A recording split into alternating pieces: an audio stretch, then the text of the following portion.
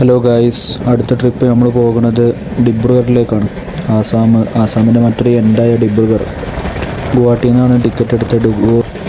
Guwahati to ഡിബ്രുഗർ.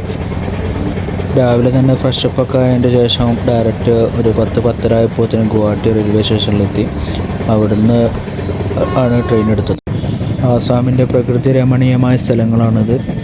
ഏകദേശം നമ്മൾ compare ചെയ്യുമ്പോൾ കേരളത്തിലത്തെ പോലെ തന്നെയാണ്. മലകളും പാടങ്ങളും ഒക്കെ ആയിട്ട് അങ്ങനെ ഒരു സ്ഥലമാണ്. അത്യാവശ്യം കുഴപ്പമില്ലാത്ത ക്ലൈമറ്റാണ്, നല്ലൊരു ഫീല്.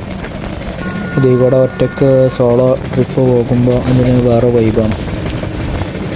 ഒന്നാമത് ഫുള്ള് ഡിബ്രുഗർ ആ സൈഡിൽ വല്ലാണ്ട് ആളുകൾക്ക് ഹിന്ദിയും കാര്യങ്ങളൊന്നും അറിയില്ല. വല്ലാണ്ട് അങ്ങനത്തെ ഒരു ഏരിയയാണ്. ബീഹാർ, വെസ്റ്റ് ബംഗാളൊക്കെ വിട്ടതിൻ്റെ ശേഷം പിന്നെ ആസാമിലേക്ക് എൻ്റർ ചെയ്യുമ്പോൾ അവിടെയുള്ള ആളുകൾക്കൊന്നും വല്ലാണ്ട് ഹിന്ദിയും കാര്യങ്ങളൊന്നും അറിയില്ല.